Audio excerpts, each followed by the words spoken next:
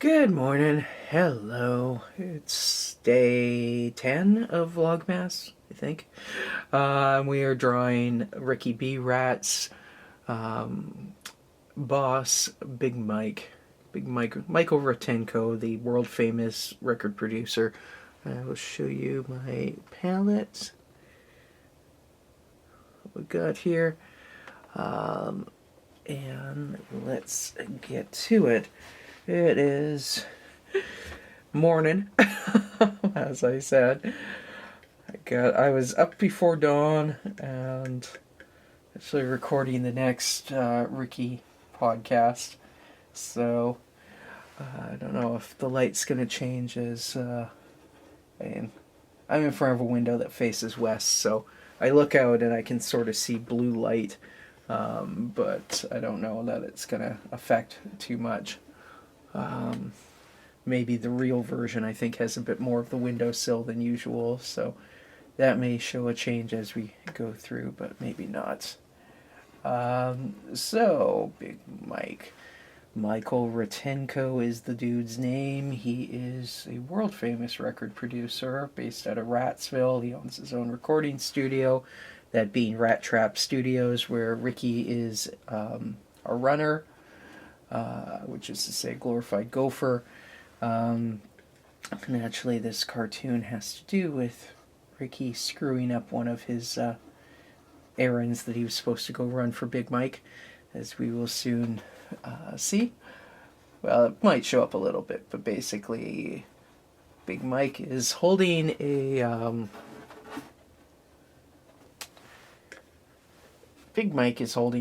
Christmas wreath, and he is saying, not what I had in mind when I asked for Christmas green.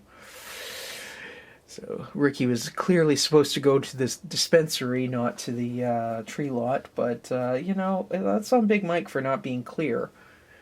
He says Christmas green. Ricky's gonna assume that he means Christmas greens. But, it's a reasonable assumption, but also Ricky should know better. And actually, I think I said already that I was up early recording the next Ricky B. Rat podcast. It's one of those sorts of days already where I can't remember. But Big Mike plays a role in that one, actually. I don't know if I'll have it edited and posted today, but if not, tomorrow. But basically, it's mostly about Ricky taking his nieces Sherry and Susie to ballet class, but he has to leave work at the studio early to go do that, and so Big Mike has a bit of a role to play there. And it turns out Big Mike's daughters went to the same ballet school for like 10 years. Big Mike suggests that Ricky tell them next time he's there, tell him Big Mike said they can blow me. Ricky's not going to be passing on that message. I think he kind of understands that would cause trouble, and then he'd get yelled at by Mama Rat and all that sort of stuff. Mama Rat normally takes the girls to ballet class when she's babysitting Ricky's sister Becky's kids, but Ricky's nephew Marvin had an earache, so Mama Rat had to take Marvin to the doctor, which meant that, and Becky is working, which meant that Ricky had to go fetch the girls and take them to ballet. He didn't even get to see them do ballet because they made him just wait in the waiting room instead, where he got the stink eye from a bunch of old ladies. So that's the podcast in a nutshell for that'll be posted. Well, maybe today. I don't know. It's not even 8 in the morning as I'm filming this, so I may get it. I may have time to edit the podcast and post it later today. If not, it'll be posted tomorrow or Thursday. And I think I had said it would be posted on Monday this week, but, that didn't happen.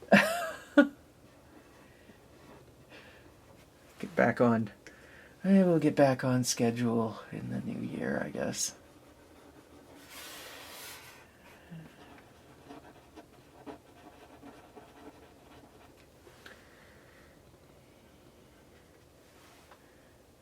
to do my kind of dot background. It makes it interesting without being super detailed.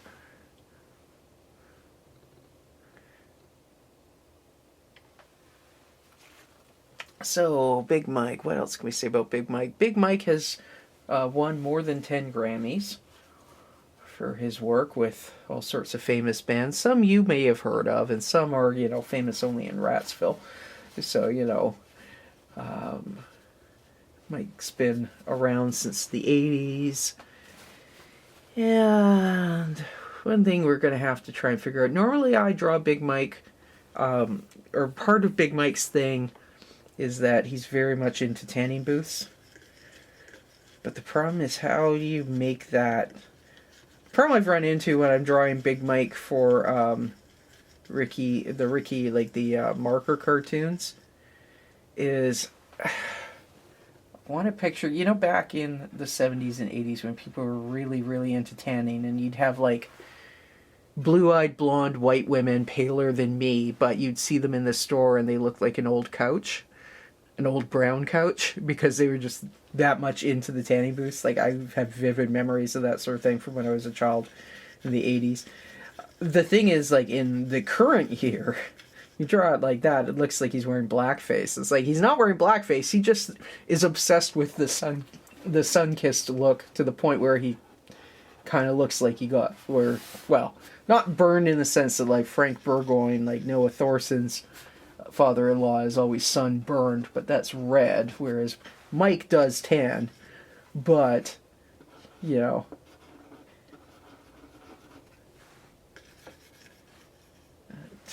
anyways, it's kind of become a bit of a tricky thing, because I don't want it to look, because you know how at the tanning booth, my understanding is they make you wear little goggles, so the area around your eyes is, no, and I can think of a certain politician for the United States who is known for, I don't know whether he goes to the tanning booth or uses self-tanner, but he's a lot paler around his squinty eyes than he is elsewhere.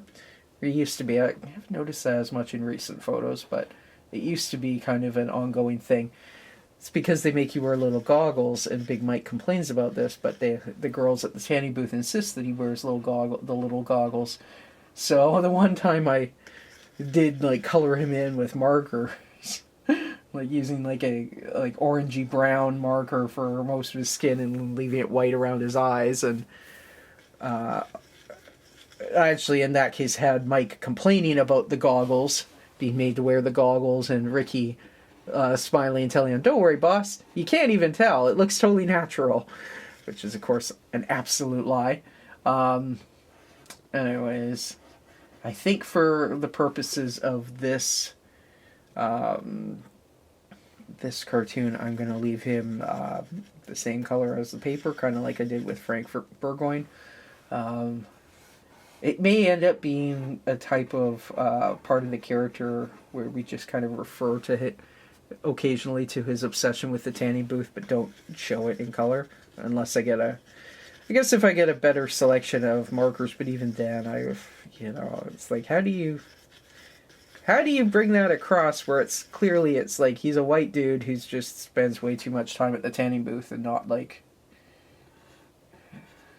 have it accidentally look like a racial thing, because it's not.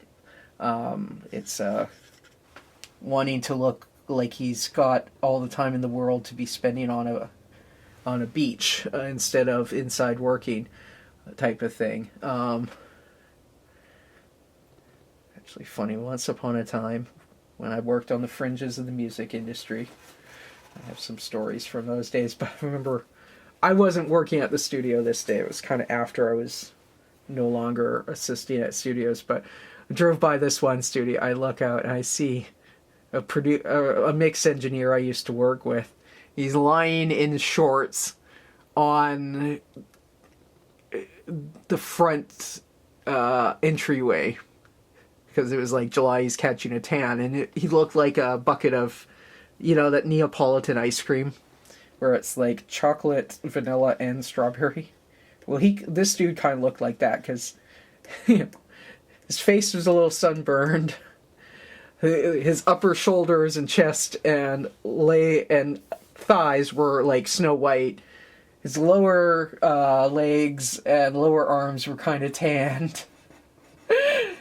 I saw that as I was driving by. I didn't, say anything to anyone, but I was like, there's so-and-so, Mr. Neapolitan ice cream. I guess he was somebody who would burn, and then eventually the burn would turn to tan, based on the way his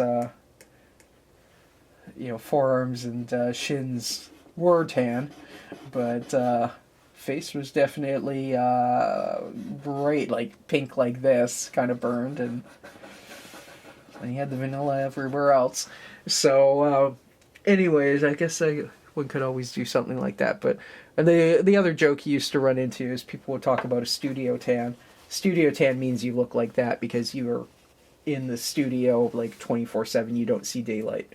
And like I assisted on a couple sessions like that. They were just brutal. Where it was like, although technically we did see daylight because we were leaving, driving Jeremy home because I was giving him a ride and dropping him off at like 7 in the morning, going home, getting an hour and a half of sleep, picking him up at like 10 o'clock and trying to get back to the studio by noon because it was kind of a out in the sticks kind of studio. Good times, not really. That was a brutal session. It was like 8 days of sheer hell, 22-hour work days and stuff. What we should have done was just completely camp out. We did for the last few days.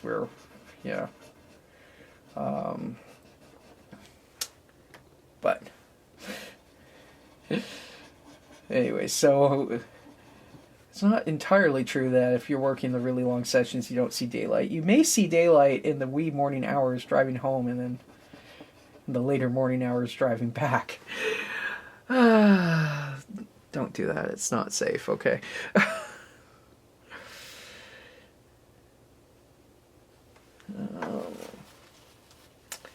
Excuse me a minute. There's gonna be an edit point because I have to go attend to something. I will be right back. All right, we're back. I think I was talking about sleep deprivation in the studios, which is kind of, I think the common attitude is that's just the way it is. But, anyways, let's go on to. Big Mike tends to have mustard stains and stuff like that on his tank top. He wears a wife beater underneath his Hawaiian shirt. So.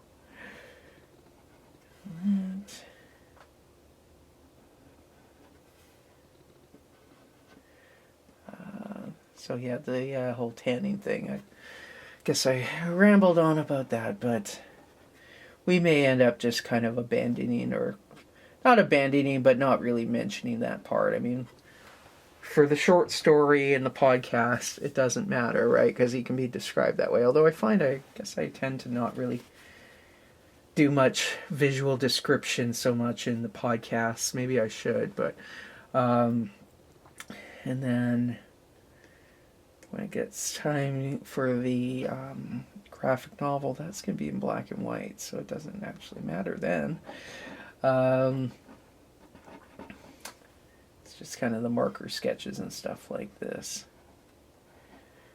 It will matter for a project I'm working on for Ricky that I'm not sure when exactly it's going to launch, but sometime in the new year is definitely a visual thing, so I'll have to figure that out at that point, but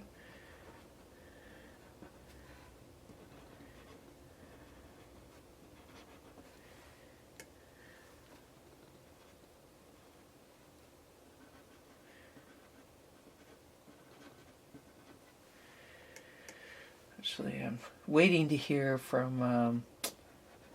I've been taking ceramics classes, so if you follow me on Instagram at instagram.com/Pyra Draculea, PYRADRACULEA.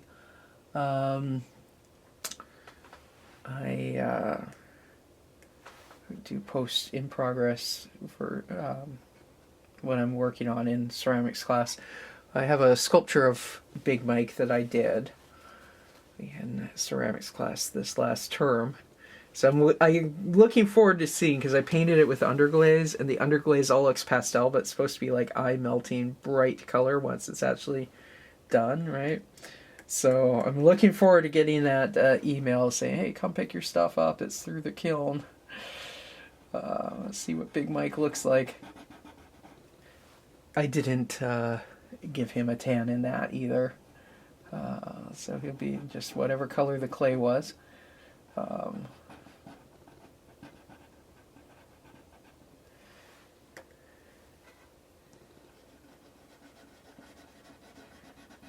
It would be nice to sort of see how it all turned out. In that case, the what he is wearing, his still, he always wears like a Hawaiian shirt, a stained wife beater, tank top, and then you know, his cargo shorts.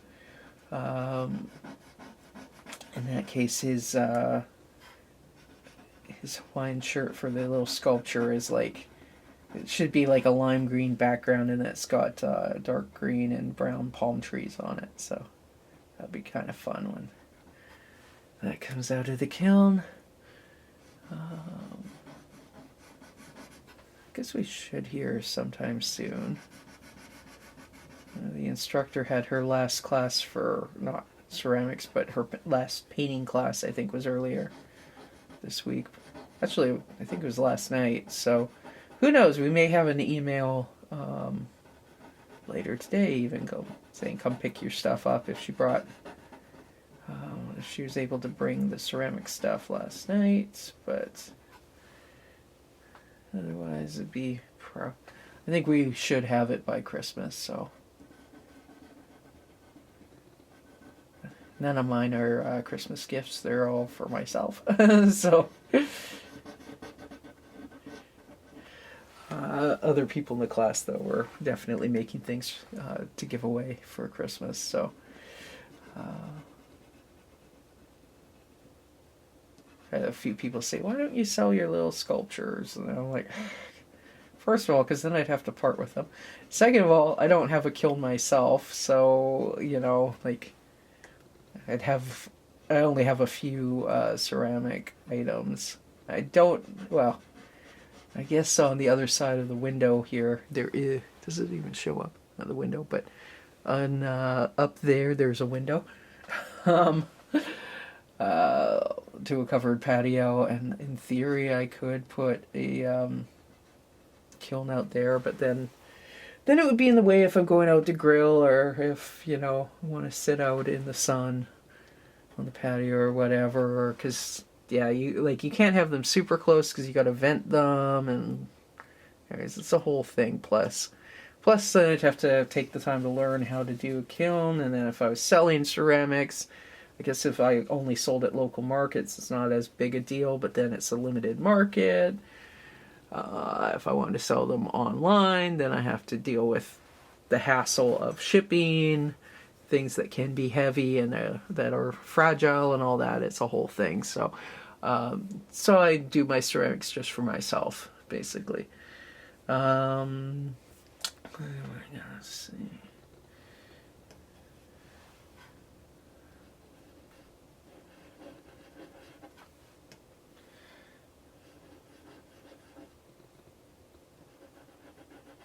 Ron, Mike's gold Rolex.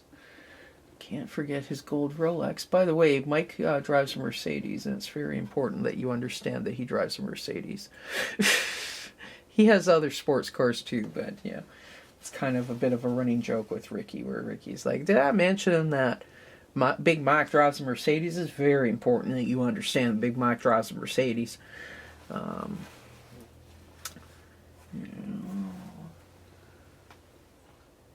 where did I put the light?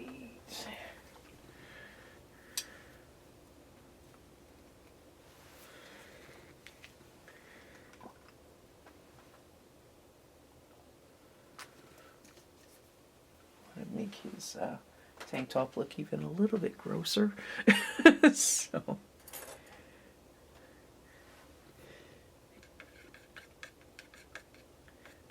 mixing up that kind of Agnes Burgoyne creamy hair color so that I can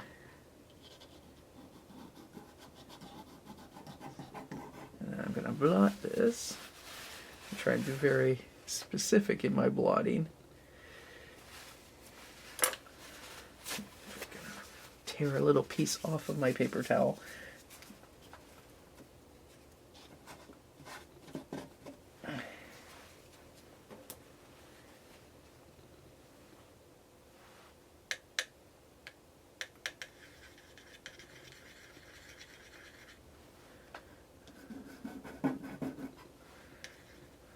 Yes, I am using the wrong end of the pen because I just want to kind of scrape it in there a little bit. There. That makes it look dirty with kind of gross. Without it totally being all colored up. Anyways. Time to start working.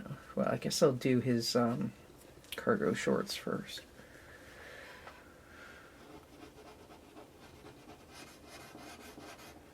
Funny, this color looks so much more brown on the palette than it does when it's actually spread out, and it looks so much more yellow.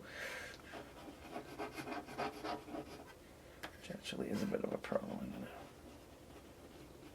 to tone it down a little bit with gray.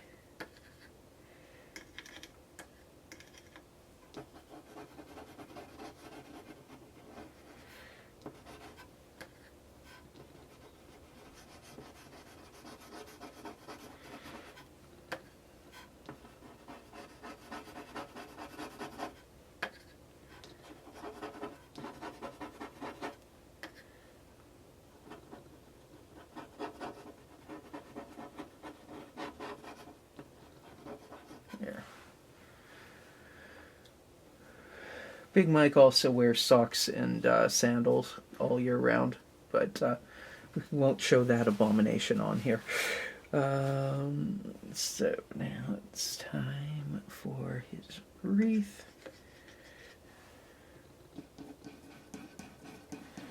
And is this the point where the pen is going to start fighting me? Yes, it is. It's okay. We can use the brush. We can use the brush.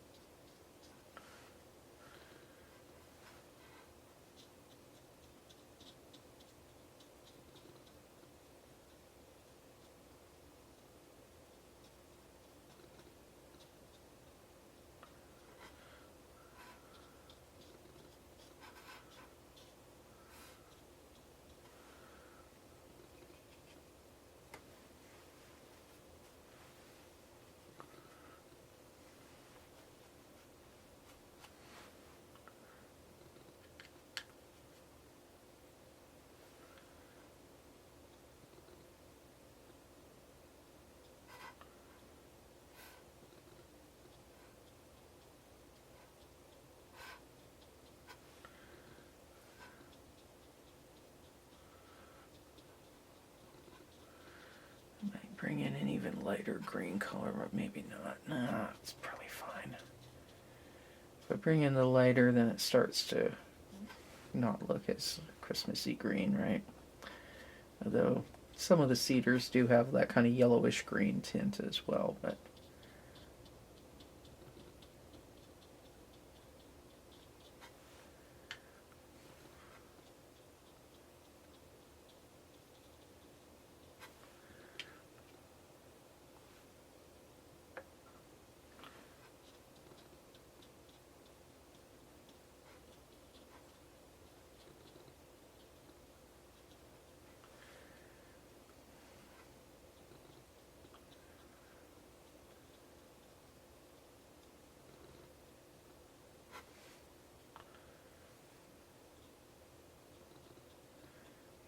if you want to hear how Ricky came to be working for Big Mike, the first podcast episode, Jeff versus Big Mike, gives a good overview of it.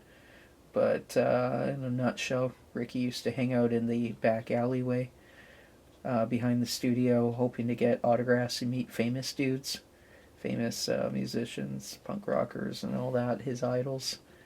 And Big Mike used to always chase him away, as he often did, but then one day it happened to be when Ricky was about 16 that Ricky was there on the day when Big Mike fired an intern for whatever reason, and Big Mike came out, and Ricky was expecting to be yelled at and chased away again, but Big Mike said, "If you're just going to be hanging around all day, why don't you come in and mop the effing floors?" Probably didn't say effing, probably said the actual thing. And Ricky said, "Okay, sure, dude," and from then on, Ricky was in show business. Didn't get paid the first couple years, but then when he got his driver's license, it would actually be an interesting story for a podcast episode at some point. Ricky remembering his first jobs running errands on his bike to go fetch pizza and whatnot until he got his car. So anyways, Ricky's been working for Big Mike. It's not the only job he's ever had, because he had paper routes and all those sorts of typical jobs, and I'm sure when he was first working at the studio, he also had to have a day job or a weekend job or something at McDonald's or McRat's. Pardon me, did I say McDonald's? I meant McRat Burger, or pizza delivery or something, as well as trying to work at the studio at the same time. So he didn't get much sleep then, which is probably be part of the explanation for his grades in high school. But there you have it. Now, gotta go wash my palette out and get some clean water, and we will be back for outlining. Alright. Inking time. Well, all of these are ink, but inking as in the black ink. So, shaky, shaky, shaky, shake. A whole stack of absolutely disgusting paper towels, but so far they're not completely used up yet, and they're still absorbent.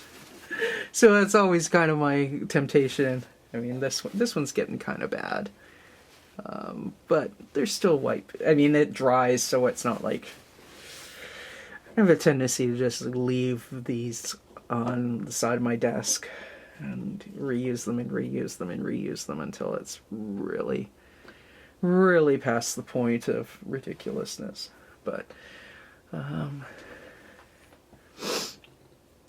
so let's start. I'm going to use the medium nib that was just starting to give me troubles on the wreath, but I want to get fatter lettering, so we're going to use that for lettering, and then we'll move to the narrower, better behaved nib.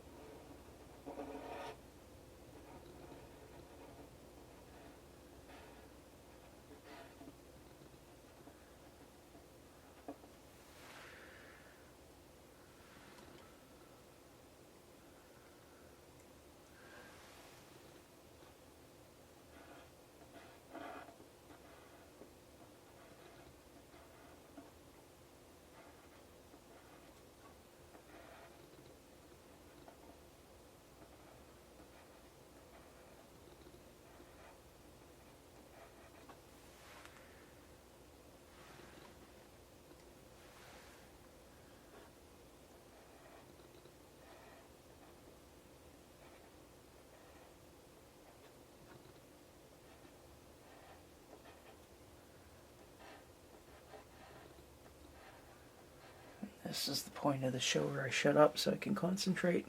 At least for the letters.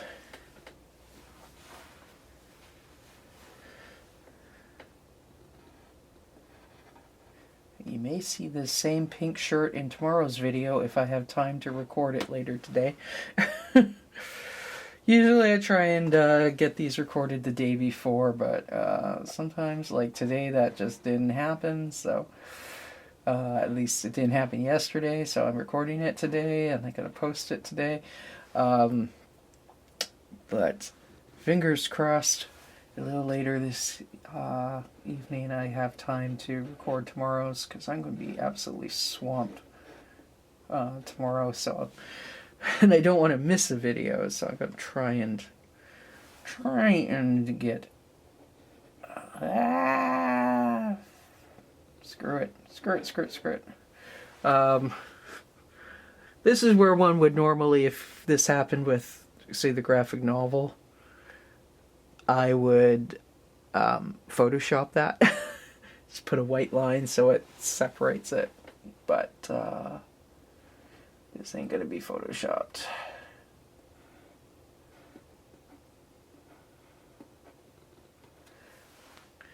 Actually, I think I've mentioned before about the graphic novel. I think I will be doing some videos for at least for the first number of pages as I ink them.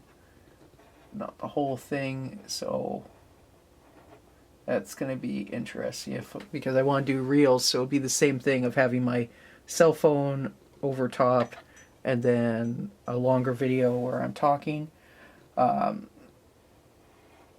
not as bad as if I just have the cell phone, because then I actually put it from the other side, which, yeah, you know, I may end up, for some videos, putting the bar back on that side there, is where I normally have the arm, but now it's on this side, and it's much more in the way on this side, so I may try rearranging it, but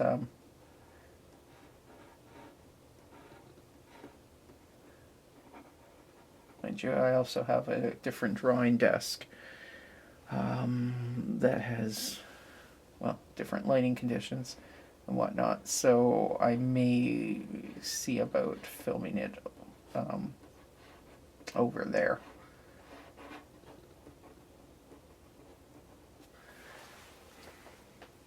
There we go.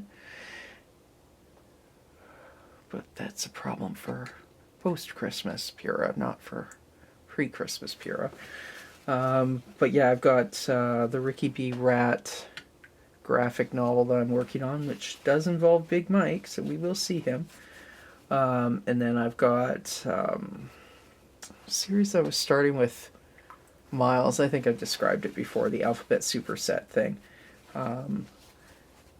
where it's, you know, the images are kind of all standalone, but what I'm going to do is almost treat it like a children's book, so in between there'd be like...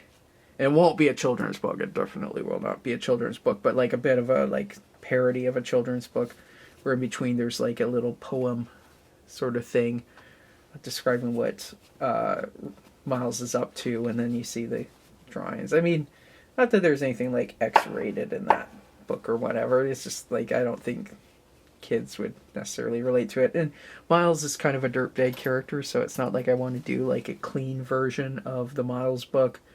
Totally clean and be like, say, hey, this is a children's book, and then like you find out what the character's really like. He's a dirtbag, he screws around and all this. Like, that they would keep them separate. But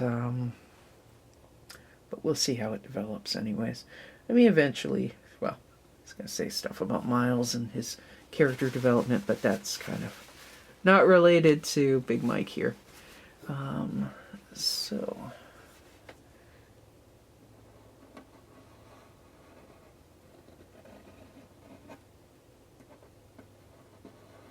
Yeah, I sure had some kick.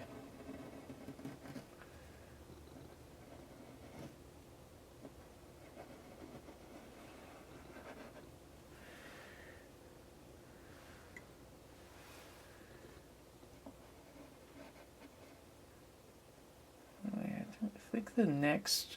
I suspect the next Ricky character. You know how I'm alternating back and forth day by day. I think the next one is Jeff Ratsburg, and Jeff is the mix engineer who works mostly in Big Mike's studio when he's not down in LA or away on a retreat.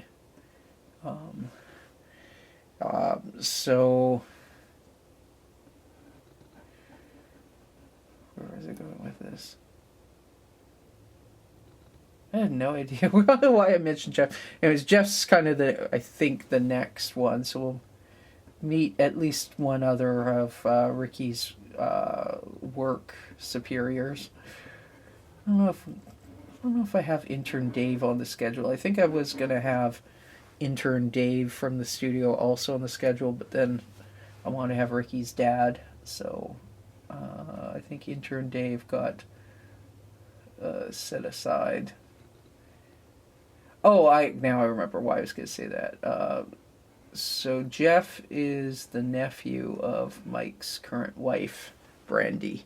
So Big Mike and Jeff butt heads all the time, but Big Mike can't fire Jeff, because then that would be trouble at home.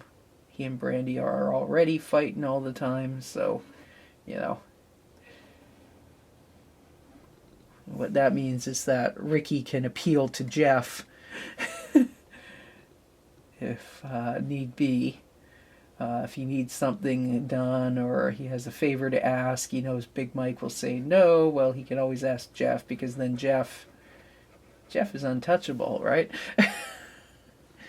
Jeff can't be fired.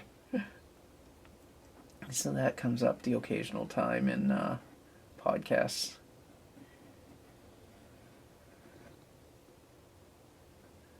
It definitely comes up in a couple stories for future podcasts.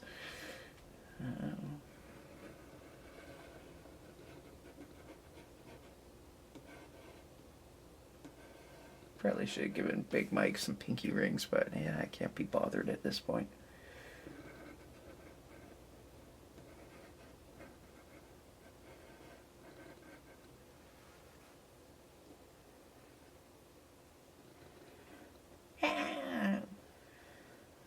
Sometimes on this paper, this is just like digging in and wanting to go sideways, and why not? Not gliding the way I want it.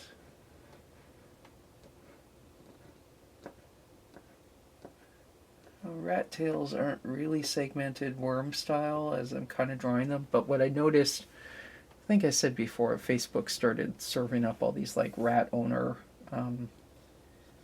rat art kind of groups to me. So I was looking, and turns out they do kind of look like they have little lines around, but it's because they have hairs on their tail, and the hairs all kind of they're like the same length, and they all kind of line up, so you have like these little where it kind of looks like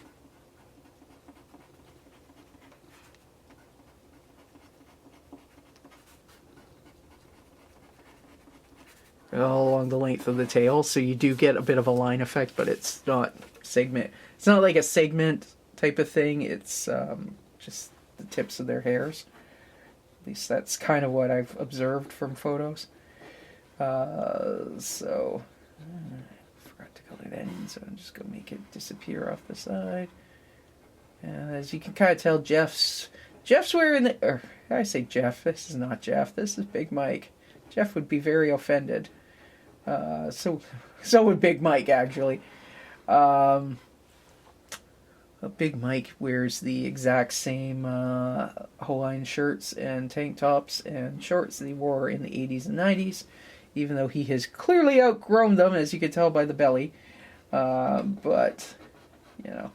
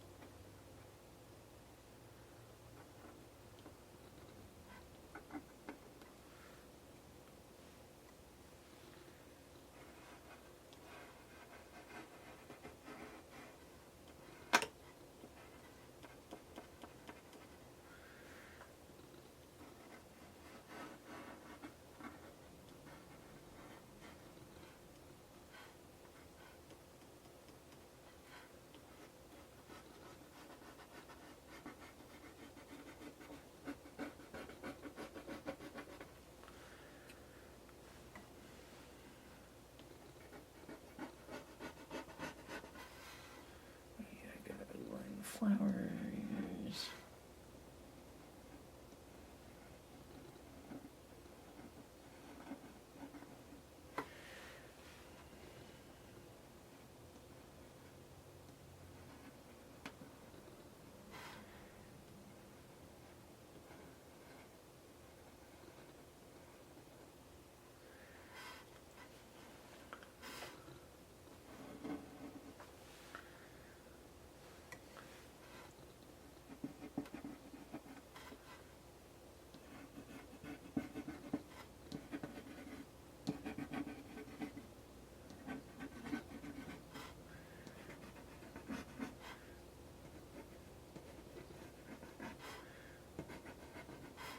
Just putting in random squiggles here rather than like trying to outline actual bows or anything like that. Just to get the sense. Well, I mean, it's a cartoon. It's not a super detailed drawing.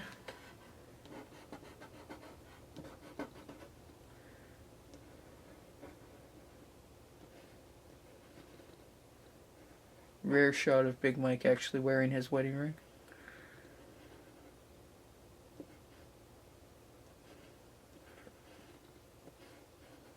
Hypothetically speaking, I used to know a few individuals who worked in a similar line of work who would show up wearing their rings, and then by the end of the first weed break, wedding rings had magically disappeared, but they would come back at the end of the night before the guys headed home.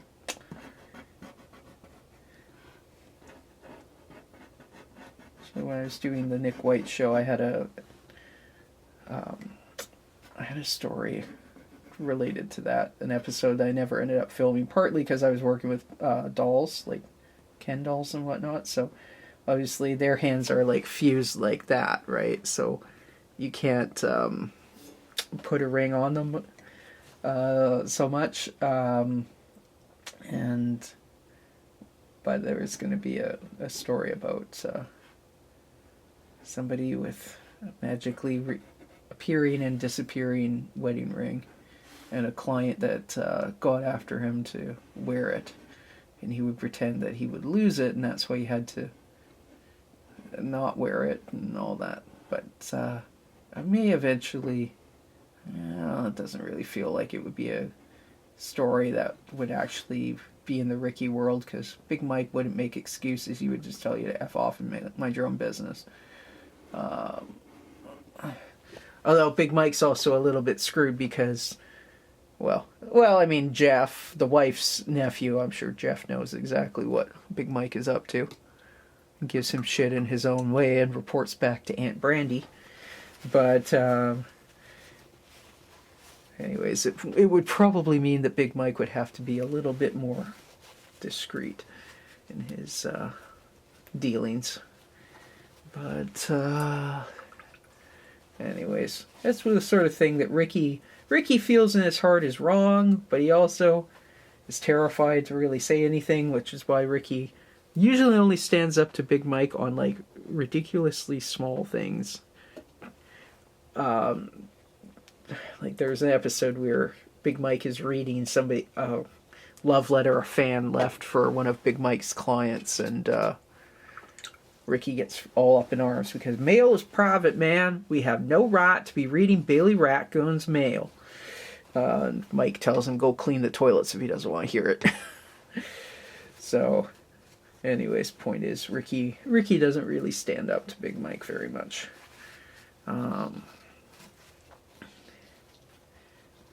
Anyways, and then Mrs. Mike showed up and initially thought it was a love letter for Big Mike from one of Big Mike's side chicks, and then was yelling at him about that, and when she discovered that it was Billy Ratgun's love letter, then she yelled at Big Mike for reading Billy Ratgun's mail. Ricky's in the bathroom cleaning toilets going like, I knew it. Anyways, time to sign this.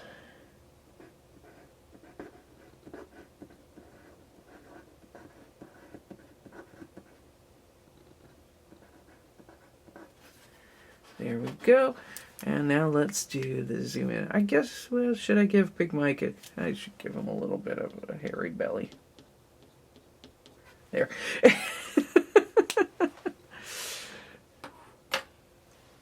And let's stop the phone and let's zoom in and do some detail shots.